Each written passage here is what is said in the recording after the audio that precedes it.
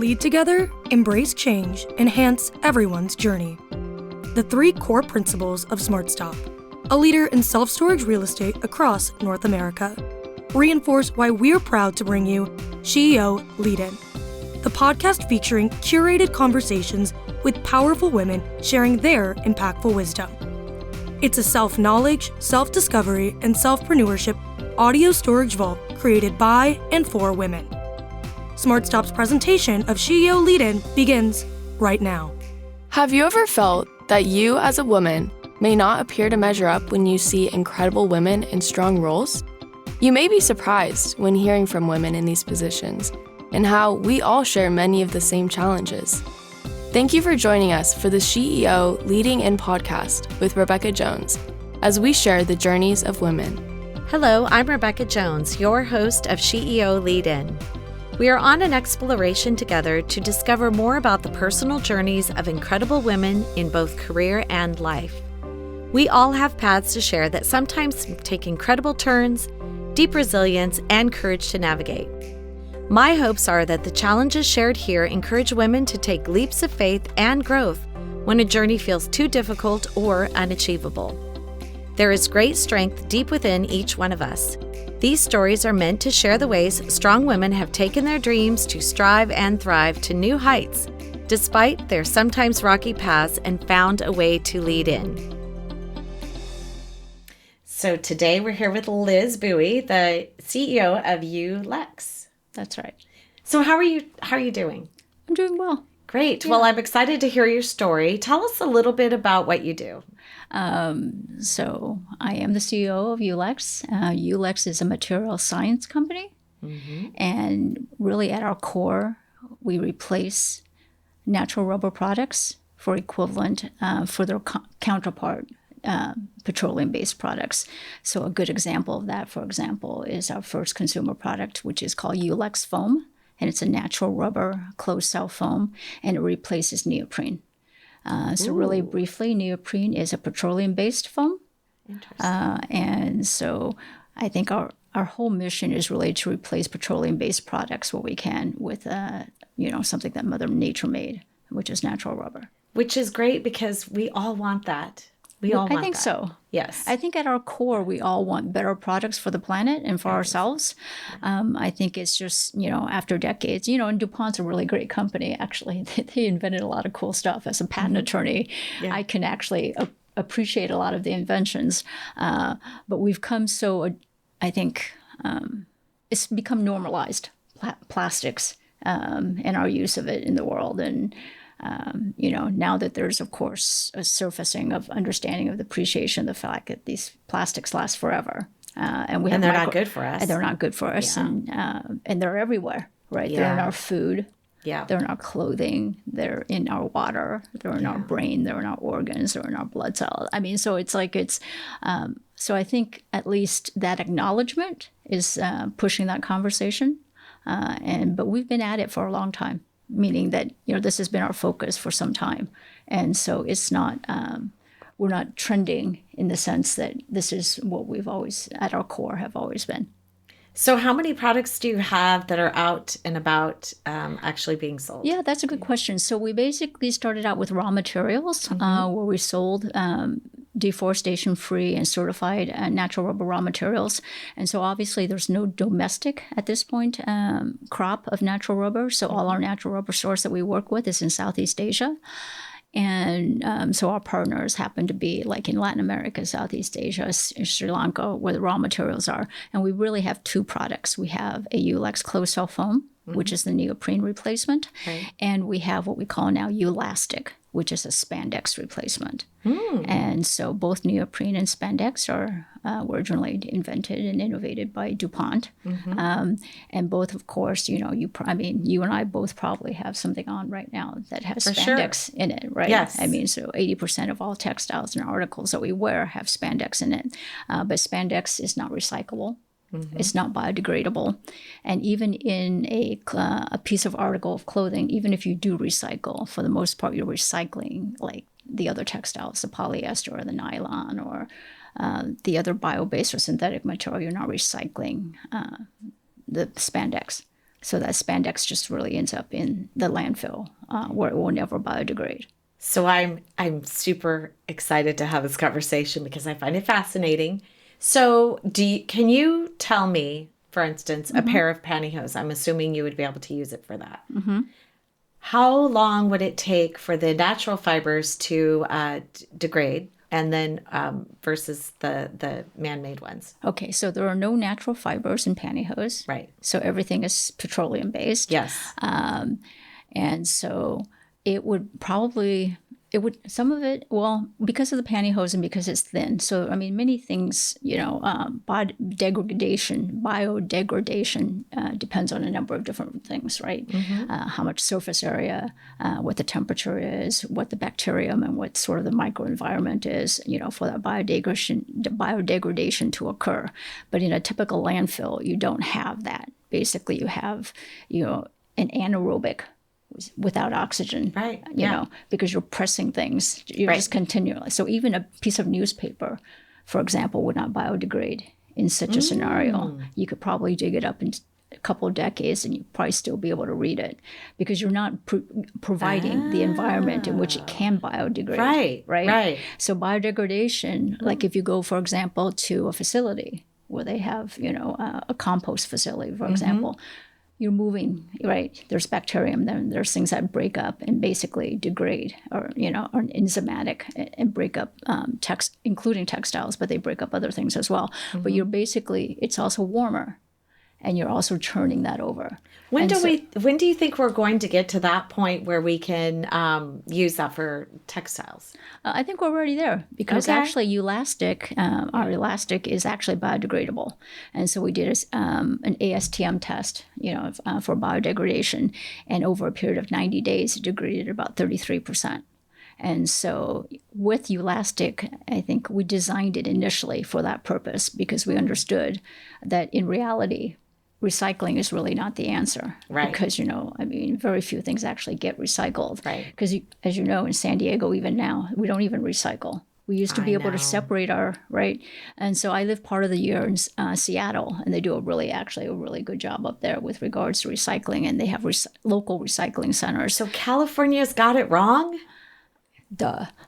I was just kidding. Yeah, I know, right? I mean, everyone thinks that we're so green, but in fact, we're virtue signalers. Yeah, we don't actually do it. We don't recycle. We pretend like we do. I mean, it was really hard actually returning back to California, and I had all these things that I was automatically separating because having lived in Seattle, I was kind of trained to know exactly what was recyclable and what was not that the local facilities would take, and it was just like it's all blended, and it just feels.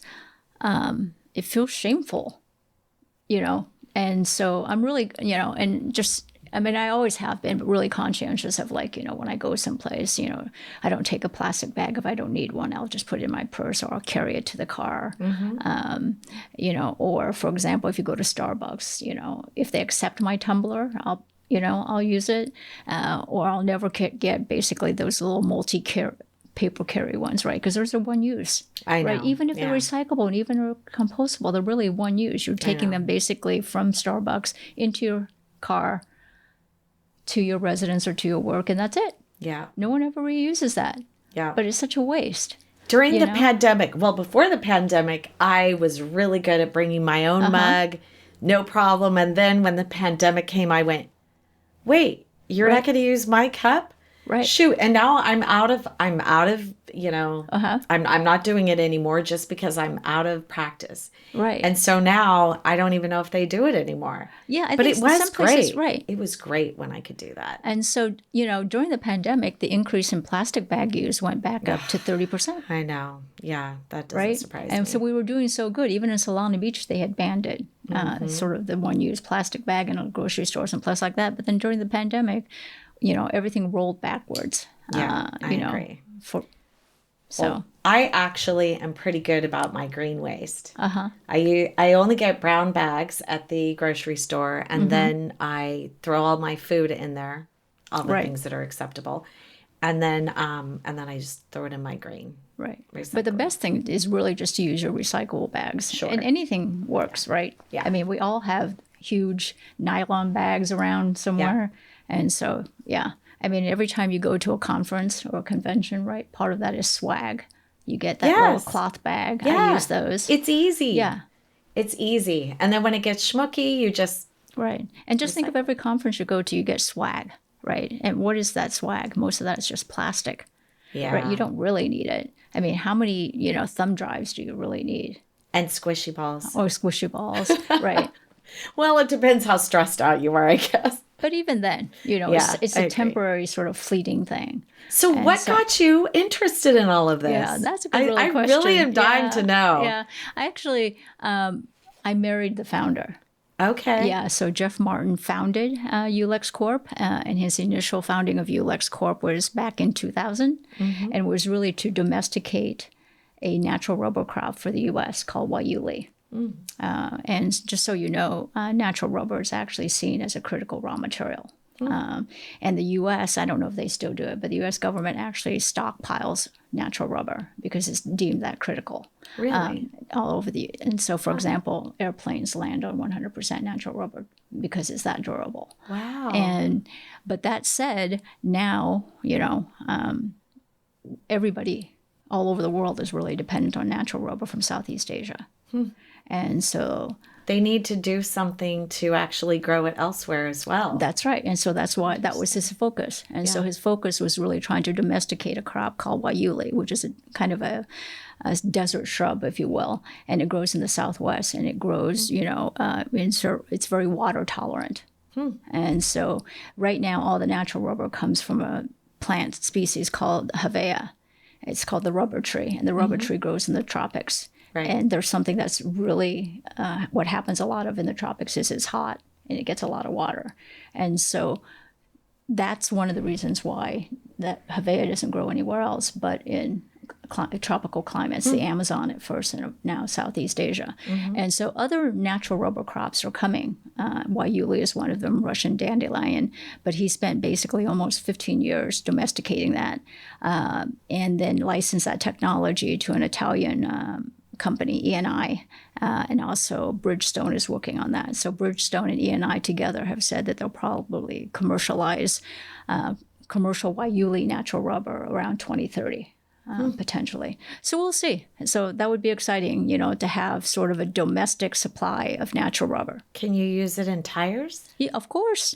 Interesting. And that's why Bridgestone is most interested, Yes, right? I would think, They're not really interested, for their own consumption. Right. But yeah. And so, but after he licensed that technology, then he basically moved to the consumer industry, direct-to-consumer industry, and that's where the YULEX foam and the Ulastic comes from. And so I was in biotech. Most. And you're a patent attorney. I am a patent attorney, so I was IP legal counsel for a biotech company, and it was acquired for ViaCyte, which is a stem cell therapy company for type 1 diabetes. And, I was there for 15 years leading that effort, but we were acquired by a competitor, Vertex, in 2022. And so, I had left before, but during that acquisition is when I moved over to help Jeff sort of build the supply chain, develop different partners, and expand that in Southeast Asia. It's fascinating. It is, and it's been fun. It really is fascinating, and that it's an emerging kind of a technology in a way. It is a technology for sure. Yeah. Interesting. Yeah. I mean, it's not tech in the sense of we think of here in San Diego. It's not biotech, but it could be. I mean, there's certainly a lot of textiles that are could potentially be biotech, for example, but it is definitely a material science. It's more textile engineering. So you're going to then, when are they planning on bringing the forestation or?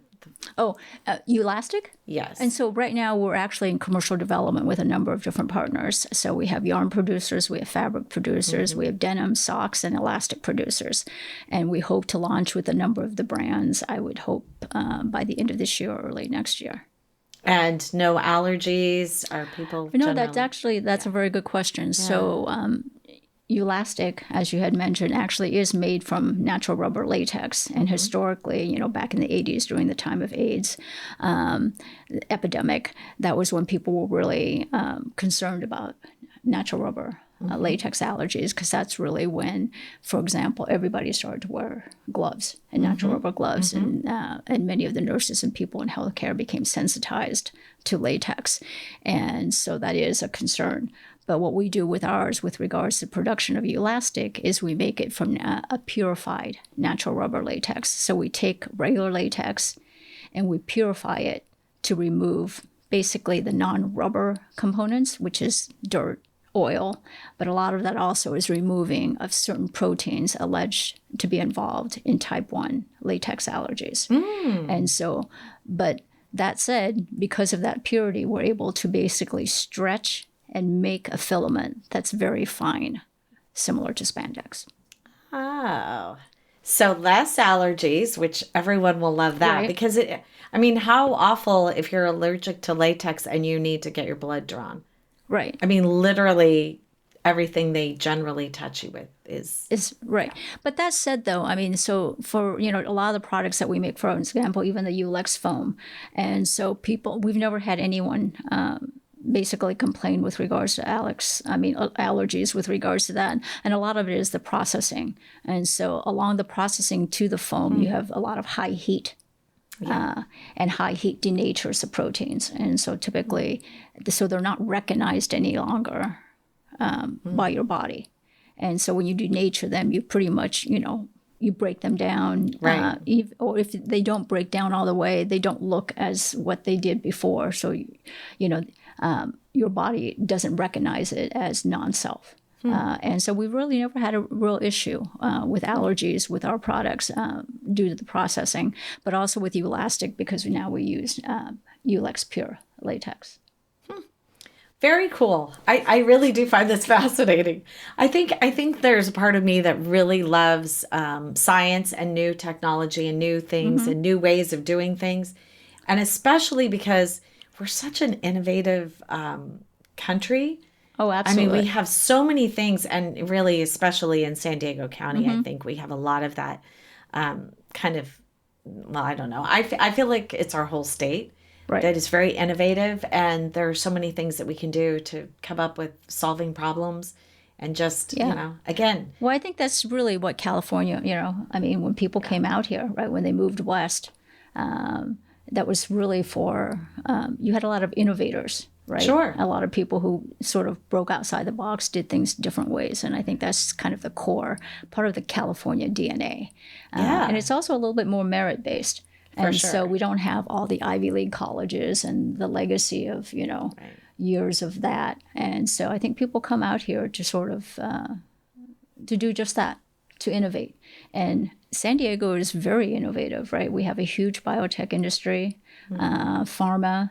And so it's, some of the biggest, sort of companies in biotech started here. Absolutely. So, yeah. So how many employees do you have? So we're actually a very small company. So when Jeff started with YULEX Corp and did with YULE, it was up to about 75 people. And then when he licensed that technology off and scaled down, we use now mostly experts because when you're basically a small company, it's really hard to hire and train because you just don't really have the ability to do that. Well, that's what I was going to ask you. So where are you getting any employees from? That's a very good question, because natural rubber is kind of a dying art. Right. And so that's one of the issues that we've always had, is that even if you were wanting to hire, finding the right person with a natural rubber experience is actually really difficult. I'm thinking you'd have to train them yourself. Yes, but that's not easy to do either because training obviously is very consuming. And also when you think of a startup, you're thinking that everybody just is you're right, everybody's working, For free. Right, and really fast. And so there really isn't that much time. And you expect that everyone, when you hire experts, that everyone does what it is that they're supposed to be good at. And if they can't do it, they'll figure it out. Right. And so it would be hard. So we did actually hire a Vietnamese engineer. When we were, because we spent 2.5 years in Vietnam building out the supply chain, both in Thailand and in Vietnam.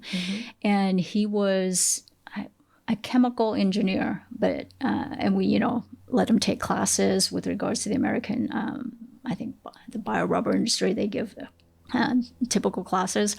And it was over 9 weeks, but he never, it's hard. I think it's just not something you can learn by a book and then basically apply it.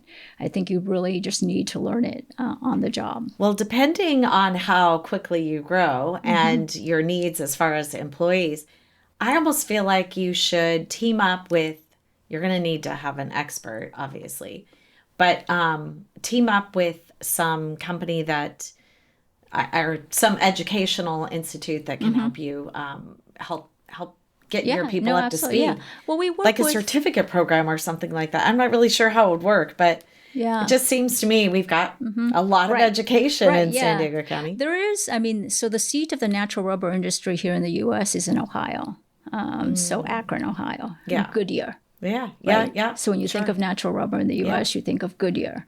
And that's basically sort of the seat of it. So there is the Akron Rubber Development Lab, ARDL, which is based in Akron. And so there is some, natural rubber know-how concentrated in that area. But with regards to our innovations and applying that to sort of consumer development, Well, let's take a quick pause for SmartStop so we can hear all about our amazing sponsor. SmartStop knows the winning connection is when we elevate success together. SmartStop Self Storage, a California company with nearly 200 properties and over 15 million square feet of rentable storage in the US and Canada, is committed to positively impacting the communities we serve on the national and local level. By aligning our core principles of leading together, embracing change, and enhancing everyone's journey with local initiatives focused on education, health, and social welfare, we all elevate together. Through financial and strategic partnerships with nonprofits and prestigious organizations such as Cloudcast Media, Arrow McLaren IndyCar, Breast Cancer Research Foundation, Wounded Warrior Project, USC Athletics, the Brampton Steelheads, MMA fighters and boxers, and other unique athletes, we aim to foster a sense of unity and pride within the communities we serve, creating a shared identity and generating a positive atmosphere. To learn more about our core values, our locations, and career opportunities, please visit us at smartstopselfstorage.com. SmartStop, elevating success together. Okay, so Akron, Ohio, maybe they'll do some sort of courses that are remote or something like that. Yeah, and and maybe they have. I'm not sure that I've checked into it. So there is a new group called TARDIS, and I'm sorry, I don't remember the acronym and what it stands for, but it's basically funded by the National Science Foundation for $26 million with 6 academic groups and institutions, Ohio State being one of them, North Carolina State, Caltech, and a number of others. And the whole point being, again, is really to make progress with regards to a U.S.-based natural rubber crop. Wow. And so, I recently was named on the engineering advisory board of that. But again, so this whole need for our own supply of natural rubber, as opposed to our dependency from, on one source. Right. And most of that in Southeast Asia, it's, Well, it doesn't seem sustainable to me. It's not sustainable. Yeah, right. And also you always want, basically, you want your primary source, but you always need secondary sources. Sure. And you also want to, as far as stability, if it's deemed a natural rubber is deemed a critical crop, or then. Yeah, you definitely need to diversify and grow it, because if it is an emerging sort of technology in a way, you need to find out ways to make that happen. Absolutely. So I really do find this so fascinating. I can't even believe how exciting this is. So how are you going to find the next generation of people that are going to be involved in this? Yeah, that's a really good question. So we went to visit North Carolina State back in September, right before the Climate Week in New York City. And they have an excellent program. They have a really good program, amazing sort of textile engineering program, everything from designers to engineers that work with, focus only on cotton. And then you have just different performing, sportswear performance brands like Under Armour and Hanes and, companies like that have sponsored certain aspects of the program out there. So I think, introducing, they have polymer chemists and they have polymer engineers, but I think they don't really teach natural rubber. Right. So they teach, because most of it, again, is because we're so used to synthetic rubber that I'm not even sure that the professors who teach classes have Someone that needs knowledge. to get, right. So you can't, teach what you don't necessarily know or have experience doing. And so I think it would be great. I feel like we're behind the 8 ball on this. It does feel like we're behind the 8 ball. And it is, I would say that Jeff and I could probably count on one hand natural rubber experts that we could call on, and a lot of them have worked actually with Jeff. And so we use, for example, a Vietnamese engineer who used to work at YULEX in YULE, right? And then he moved over to Thailand, for example, and started working, in the Thai industry with gloves and condoms there. Then our former chief technology officer is an engineer, but self-taught kind of rubber chemist, and he's great. And then you have, other people who know sort of the raw material, but they don't necessarily know the innovation or the material science of products made from the raw material. You guys can pioneer this. Right. So there are gaps, in absolutely. that. And so we just try to fill in the gaps with different people around the world that can give us a good assist. So the next, just thinking about all of your experience, all of the things that you've done, what kind of advice would you give the next generation of young women that might want to be involved in this? Because it is technology, but it's also science. Correct. And it's also, how are you even going to figure out how to grow it here and make it take off? Because so those are all really good questions, and they're big. So I think domesticating a natural rubber crop is it just sounds fascinating. Probably that's the most difficult part, actually. Right. Because the scale, right? I mean, consider when's the last time a crop was domesticated. It was I have no idea. It's canola. Was it? Oh my gosh. That's maybe 40 years ago. Yeah. So, it's not that easy to domesticate a crop, right? There's a lot of scale-up issues. There's just a lot of technology that's required. And one of the things that, we still have, IP that we have is basically germplasm or seeds of hybrids that we think are potentially better for producing higher yield latex. But it still has to be tested. It still has to be planted, Yeah, that's going to take a while. Right, that's going to, and this is the thing that I think that California does not do well is we decide that we're going to switch to a technology, but it's not even well thought out, and we don't have the sustainability of it yet. Right. Yeah, I think we're doing better, but I think it's so driven by investors. And investors still, I think, have this return on investment sort of scenario that is not in keeping with agronomy type of developments. Right. Because I think it takes so long. And that, and you really have to be in it. So that return for the long term. Yeah, for the long term. So that ROI is not like the 5-year. It's not like what people think of in biotech. Right. And so it's a different timeline. Well, there's a longer lag time, but I think, at the end, it could be even exponentially larger due to the fact that there is that lag time. Right. And, and then it'll jump and it'll happen pretty quickly, I think. And I think it's, it's a great industry, but, so much of manufacturing has moved out of the U.S. I know. Right? We used to make a lot of clothes here. Yes. Right? Yes. We used to make a lot of clothes, especially in the South, in Kentucky and North Carolina, but we don't anymore. And even mills that have a presence in the U.S., we'll work with them and they'll be like, oh, but our R&D is in China. And so it's so they have a presence in the U.S., but it's so small that any real development still has to occur offshore. Well, isn't a lot of it actually made elsewhere and then brought here to be assembled? And that's how they're calling it made in the USA? Yeah, there's some of that too. Yeah. Certainly there is some of that too.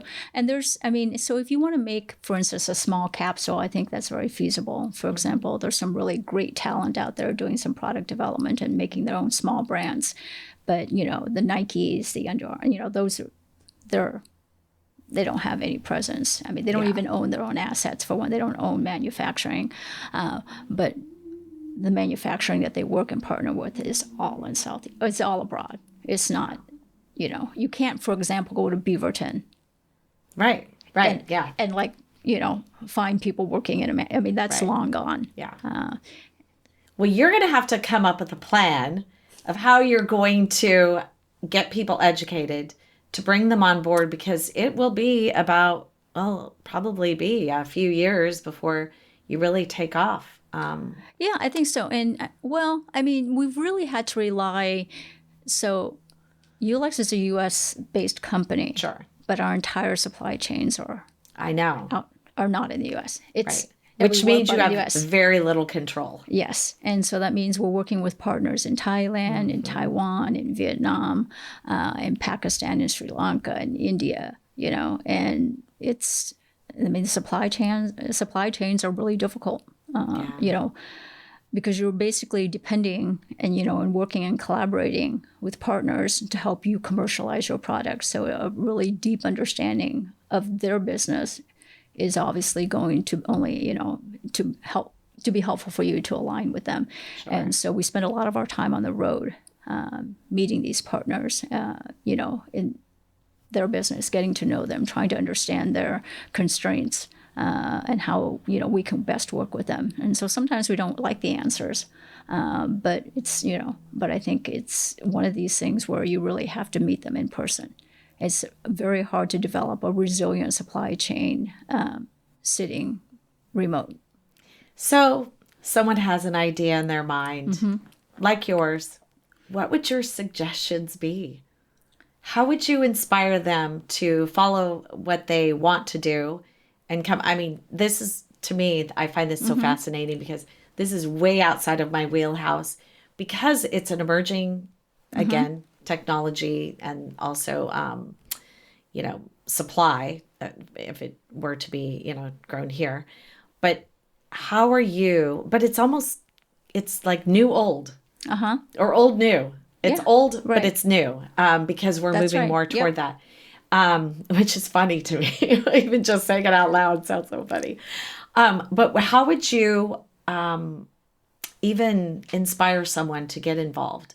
In textiles, or just in textiles, but also in the rubber technology, in coming up with ideas and how to innovate in that. Right. So I think actually it's a great opportunity, because there is sort of kind of a gap in a lot of know-how and expertise in that. And so I would say that any student really interested in polymer chemistry, and particularly rubber polymer chemistry, really figure out, sort of how to, because we are moving. I mean, there is much more of a sustainability awareness, if you will, right? Well, we talk the talk, now we have to walk the walk, exactly. And this is a way to make that happen. And this is a way to do it, and to really dive in there. And in the age of AI, I mean, knowledge is really... What does AI say about this? Well, knowledge is so accessible. Yeah. Sure, it is, yeah. I mean, because AI can only just obtain the information from what's already publicly available. Right. And so if you think about all the publications, all the scientific publications that are publicly available, and so you can slowly learn and digest. And I think there would be a great opportunity actually for a lot of entrepreneurs, in this space, if they actually went back and learned some of sort of the more bio-based, more nature-based, as opposed to sort of some of the chemistry that we all learned. Right. Yeah. Yeah, I think because there's a lot of products that, for example, if you ask Jeff, he's really the visionary behind this, that he would love to do if we had more resources and more capital and, more expertise in the area.